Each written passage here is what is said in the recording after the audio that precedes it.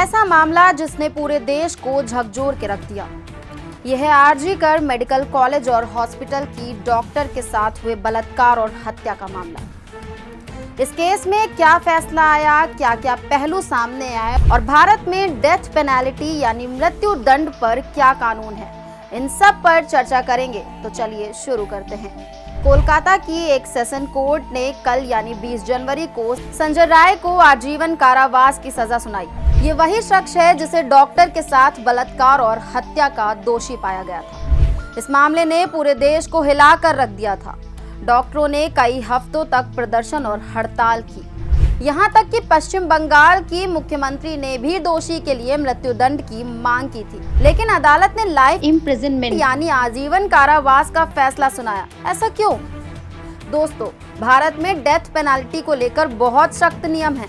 Supreme court ने Bachan Singh v state of Punjab 1980 के case में ये तय किया कि मृत्युदंड केवल रेयरेस्ट ऑफ रेयर मामलों में ही दिया जा सकता है। रेयरेस्ट ऑफ रेयर की कैटेगरी में ऐसे मामले आते हैं जिसमें अपराध बेहद क्रूर और सोच समझ कर किया गया हो। अगर हत्या पब्लिक सर्वेंट, पुलिसकर्मी या सेना के जवान की हुई हो और वो भी उनकी ड्यूटी के कारण, अगर अपराध में एक्सेप्शनल डिप्रेविटी यानी अत्यधिक क्रूरता हो, तो ये सब रेयरेस्ट ऑफ रेयर की कैटेगरी में रखते हैं। इन स्थितियों में अदालत मृत्युदंड देने पर विचार कर सकती है, लेकिन दूसरी तरफ कुछ ऐसी परिस्थितियां भी होती हैं जो मृत्युदंड के खिलाफ जाती हैं। जैसे अगर आरोपी मानसिक या भावनात्मक तनाव में था, अगर आरोपी बहुत कम उम्र का है या बहुत बुजुर्ग है, अगर आरोपी को सुधरने का मौका दिया जा सकता है, अगर आरोपी किसी और के कहने पर अपराध कर रहा था, तो इसे मिटिगेटिंग सर्कमस्टांसेस यानी सहानुभूतिपूर्ण परिस्थितियों की कैटेगरी में रखते हैं। अब इस आरजीकर केस में क्या हुआ कि इस मामले में दोषी संजय रॉय की उम्र 35 साल है।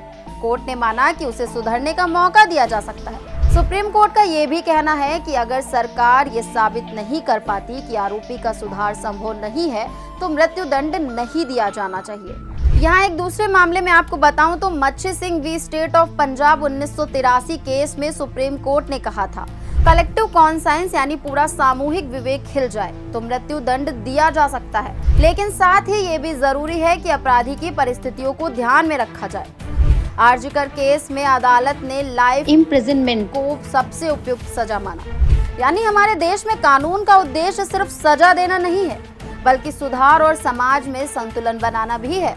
आप इस पर क्या सोचते हैं? अपनी राय कमेंट बॉक्स में जरूर बताएं। और अगर आप ऐसे ही रोचक और ज्ञानवर्धक वीडियो देखना चाहते हैं तो धेर टीवी को सब्सक्राइब करना ना भूलें। धन्यवाद।